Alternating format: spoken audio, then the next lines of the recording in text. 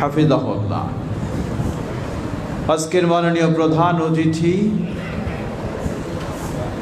বাংলাদেশ জমিয়ত আহলে হাদিসের সম্মানিত সুযোগ্য সভাপতি অধ্যাপক ডক্টর আব্দুল্লাহ ফারুক হাফিজাহুল্লাহ। এই মহতী সভায় উপস্থিত রয়েছেন মাদ্রাসা মুহাম্মাদিয়া আরাবিয়া পরিচালনা পরিষদের সম্মানিত সাধারণ সম্পাদক, আমাদের অত্যন্ত প্রিয় মানুষ জনাব নবিউল্লাহ নবী হাফিজাহুল্লাহ। উপস্থিত রয়েছেন বাংলাদেশ জমিয়ত আহলে হাদিসের কেন্দ্রীয় নেতৃবৃন্দ, অন্যতম সহসভাপতি অধ্যাপক ডক্টর মোহাম্মদ রইসউদ্দিন হাফিজাহুল্লাহ,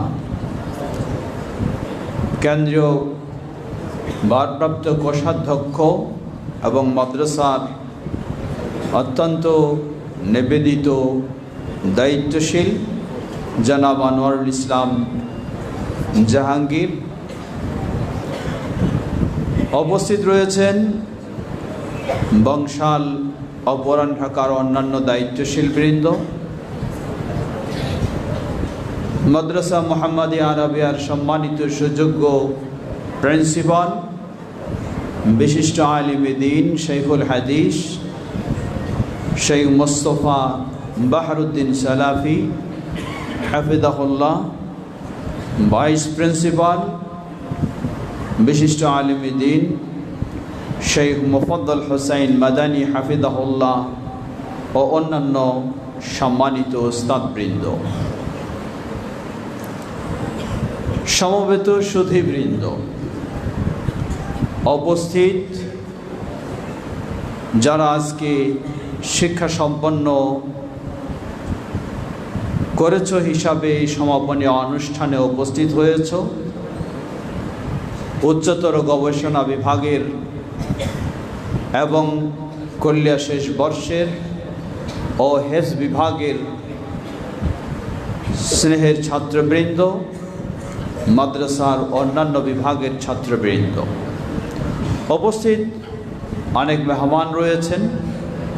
বিশেষ করে আজকে বিশেষভাবে যিনি সুযোগ পেয়েছেন হিসাবে উপস্থিত হয়েছেন এই মাদ্রাসার এই সাবেক ছাত্র বিশিষ্ট আলিম শেখ হাবিবুর রহমান মাদানী ও অন্যান্য মেহমানবৃন্দ।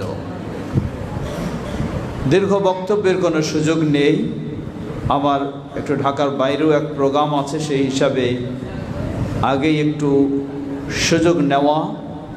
বিশেষ করে যতই ব্যস্ততা থাকুক, মাদ্রাসা মুহাম্মাদিয়া আরাবিয়া এই মাদ্রাসার এই সমাপনী অনুষ্ঠান মিস করা যেন অনেক মিস করা হয়।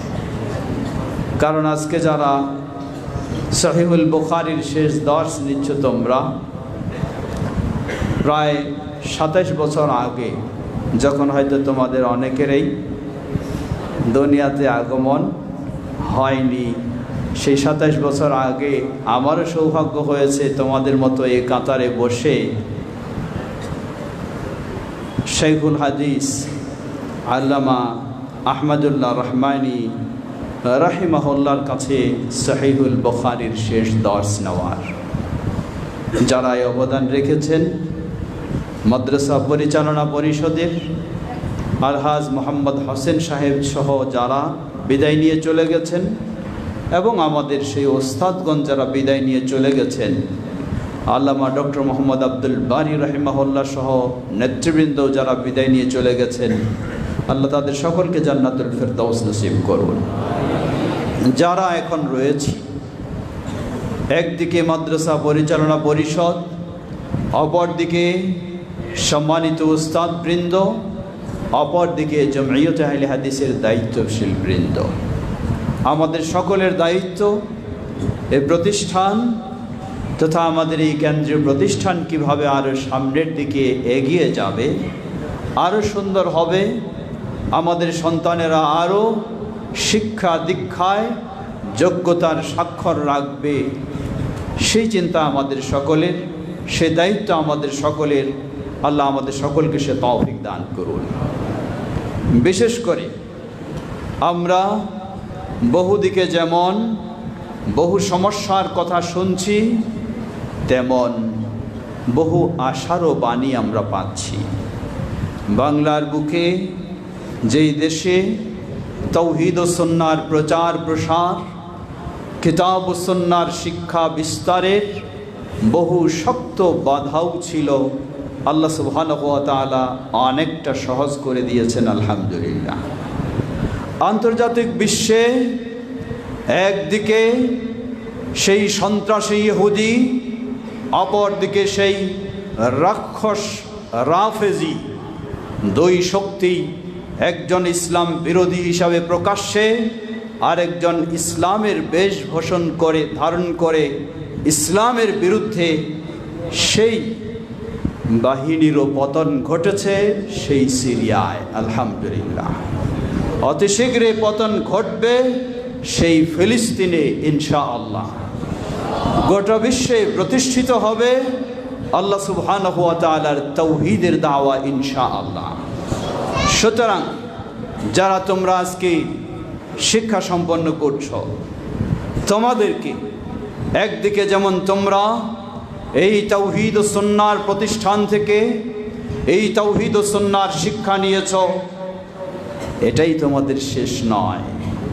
তোমাদেরকে আরও পক্কতা অর্জন করতে হবে, আরও গভীরতায় তোমাদেরকে যাওয়ার চেষ্টা করতে হবে, এবং সামনে মাঠ তোমাদের জন্য। সেখানেই দর্স তাদরিসে হোক অথবা বিভিন্নভাবে হোক, তাওহীদ ও সুন্নাহর দাওয়া তোমাদেরকেই ছড়িয়ে দিতে হবে, ইনশাআল্লাহ। বিশেষ করে আজকে আলেমের অভাব নেই, পর্যাপ্ত পরিমাণে বাংলার বুকে আলেম রয়েছে, কিন্তু অভাব নির্ভেজাল আলেমের, অভাব সঠিক মানহাজের আলেমের। জ্ঞান অনেক দেখা যায়, ভাষার পাণ্ডিত্য অনেক, কোরআন সুন্নাহর দলিলও তার কাছে অনেক, কিন্তু সঠিক মানহাজের ক্ষেত্রে দেখা যায় যে খুবই শিশু, যার ফলে ভিন্ন নামে, ভিন্ন পরিচয়ে, ভিন্ন চিন্তায় সাধারণ জনগণকে ভ্রান্তির দিকে ঠেলে দিচ্ছে। এজন্য তোমাদেরকে আরও সামনে চিন্তা রাখতে হবে, পরিকল্পনা রাখতে হবে। আফসোসের সাথে বলতে হয়, যারা আজকে আমাদের দেশেই দাওরা শেষ করে জামিয়া ইসলামিয়ায়, পৃথিবীর অন্যতম শ্রেষ্ঠ সেই শিক্ষা বিদ্যাপীঠে যাওয়ার সুযোগ হয়, সেখানেও শেষ করে আসে। আসার পরেও দেখা যায় কারো কারো মাঝে এখনো মরিচা পড়ে রয়েছে। সেই মদিনার শিক্ষার পরেও তার মাঝে মানহাজের অস্পষ্টতা রয়েছে, তার মাঝে সেই ধোঁয়াশা এখনো কাটেনি। তাই তোমাদেরকে আমরা আহ্বান জানাবো, আহলুল হাদিস এর মানহাজ স্পষ্ট, সালাফিদের মানহাজ স্পষ্ট। যেখানেই থাকি, যেভাবেই থাকি, আমরা সর্বদাই সঠিক মানহাজের উপর প্রতিষ্ঠিত থেকে সেই পথেই আমরা আমাদের কাজ চালিয়ে যাব, ইনশাআল্লাহ। আজকে যে সহিহুল বুখারীর সর্বশেষ দার্স, ইমাম আল বুখারী রাহিমাহুল্লাহ আমাদের জন্য মডেল। যত বাধা বিপত্তি এসেছে, হিজরত করতে হয়েছে, বিতাড়িত হতে হয়েছে, এরপরেও ইমাম আল বুখারী রাহিমাহুল্লাহ কোনো দিন আহলুল হাদিসদের এই সঠিক মানহাজ থেকে তিনি সরে যাননি।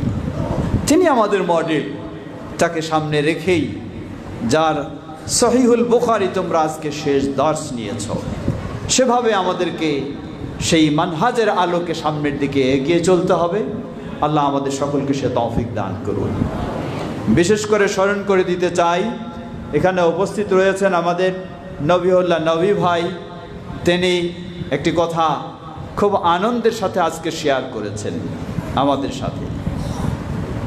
আমাদের কেন্দ্রীয় মাদ্রাসা মুহাম্মাদিয়া আরাবিয়া, কিন্তু মাদ্রাসা মুহাম্মাদিয়া আরাবিয়ারও একটা সীমাবদ্ধতা রয়েছে। চাইলে এখানে ৫-১০ হাজার শিক্ষার্থীর সমাবেশ ঘটানো সম্ভব নয়। একটা নির্দিষ্ট আয়তনে সীমাবদ্ধ, যার কারণে তিনিও আজকে আনন্দের সাথে প্রস্তাব রেখেছেন আমাদের এই সব প্রতিষ্ঠানগুলি চলছে, তার গতিতে চলবেই। বিশেষ করে বাংলাদেশ জমিয়ত আহলে হাদিসের অধীনে, জমিয়ত আহলে হাদিসের তত্ত্বাবধানে কেন্দ্রীয় এমন একটি বড় ধরনের উন্নত মাদ্রাসা হওয়া উচিত, যেখানে কমপক্ষে 5,000 ছাত্রের পড়ালেখার সুযোগ থাকবে।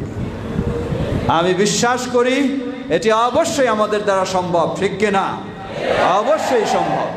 কারণ বাংলাদেশ জমিয়ত আহলে হাদিস কোনো একটি এলাকার সংগঠন নয়, কোনো একটি জেলার সংগঠন নয়, গোটা বাংলাদেশের আহলুল হাদিসদের মূল সংগঠন হলো বাংলাদেশ জমিয়ত আহলে হাদিস, যার অধীনেই পরিচালিত বাংলাদেশ আহলে হাদিস তালিমি বোর্ড।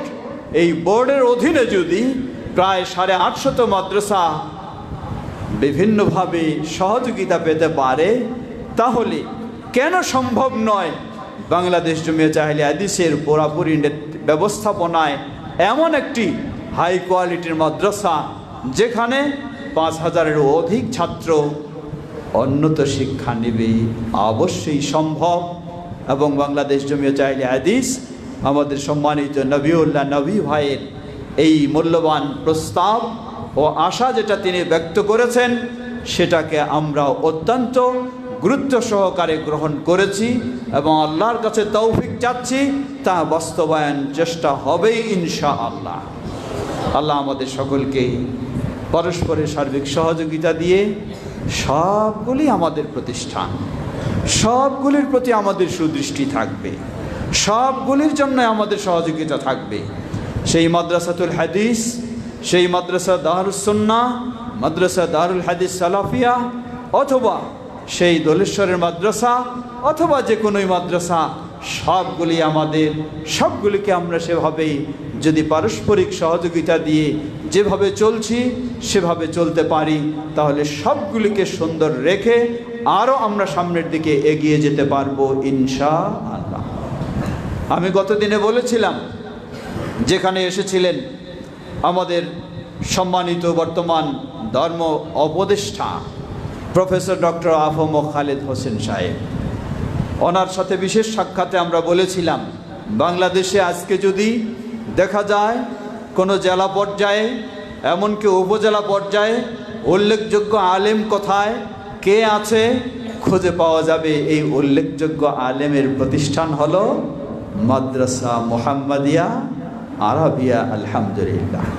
যদি এই পর্যায়ে হয়, তাহলে আমরা যদি আরও সম্মিলিত সেই চেষ্টাকে জোরদার করতে পারি, তাহলে বাংলার বুকে প্রতিটি গ্রামে এবং প্রতিটি গ্রামে একজন নয় একাধিকজন আলেম তৈরি করা সম্ভব হবে আমাদের মাধ্যমে ইনশাআল্লাহ। সবাই যখন সম্মিলিতভাবে সঠিক মানহাজে এ তাওহীদ ও সুন্নাহর পথে দাওয়াত কাজ করবে, তাহলে তাদের দ্বারাই সম্ভব হবে শুধু এই দেশে দাওয়াতি কাজ নয়, বরং তাদের এই নীতি নৈতিকতা ও মানহাজের আলোকে বাংলাদেশের রাষ্ট্র গঠন করাও সম্ভব হবে ইনশাআল্লাহ। আল্লাহ আমাদেরকে সেই টার্গেট নিয়েই সামনের দিকে অগ্রসর হওয়ার তৌফিক দান করুন। কথা দীর্ঘ না করে এখানে আমি শেষ করতে চাই।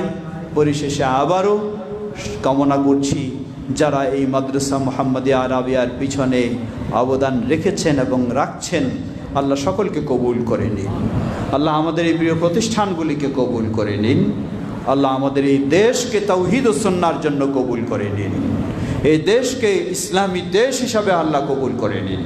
সকল প্রকার ভিতরের ও বাইরের ষড়যন্ত্র থেকে আল্লাহ আমাদের এই দেশকে হেফাজত করুন। ওয়া আখির দাওয়ানা আনিল হামদুলিল্লাহি রাব্বিল আলামিন ওয়া সাল্লাল্লাহু তাআলা নবিনা মুহাম্মদ ওয়া আলা আলিহি ওয়া সাহবিহি আজমাইন। ওয়াসসালামু আলাইকুম ওয়া রাহমাতুল্লাহি ওয়া বারাকাতুহু।